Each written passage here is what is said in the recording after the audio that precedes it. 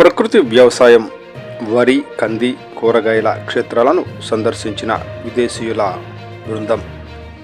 బెల్లంకొండ మండలంలో ప్రకృతి వ్యవసాయం మోడల్స్ శభాష్ అంటున్న విదేశీ బృందం.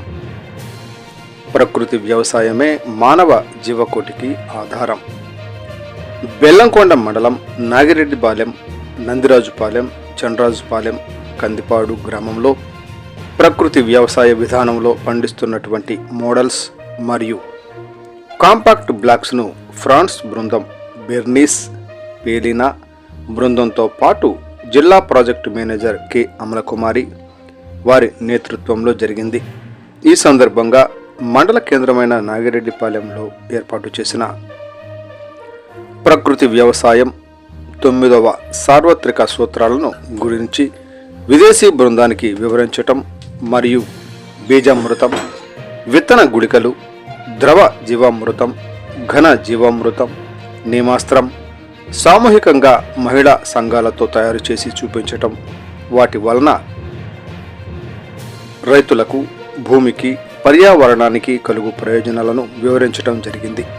అనంతరం గ్రామంలో ఏర్పాటు చేసినటువంటి ప్రకృతి వ్యవసాయ ఉత్పత్తుల విక్రయ కేంద్రమును సందర్శించి ఎటువంటి విష రసాయనాలు లేనటువంటి ఉత్పత్తులను ప్రతి కుటుంబం తీసుకోవడం ద్వారా వారి కుటుంబం యొక్క ఆరోగ్యం మెరుగుపడుతుందని, అంతేకాకుండా వారు హాస్పిటల్కు వెచ్చించే ఖర్చు తగ్గుతుందని సూచించడం జరిగింది.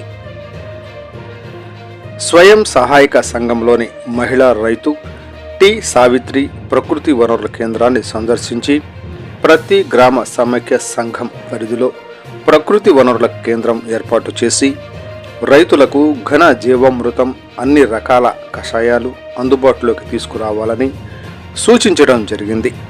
తరువాత కంది ఏ గ్రేడ్ మోడల్ వ్యవసాయ క్షేత్రాన్ని సందర్శించి కంది పంటలో 5 నుండి 10 రకాల అంతర పంటలు వేయడం ద్వారా రైతులకు అదనపు ఆదాయం చేకూరి రైతు జీవన విధానం మెరుగుపడుతుందని సూచించడం జరిగింది.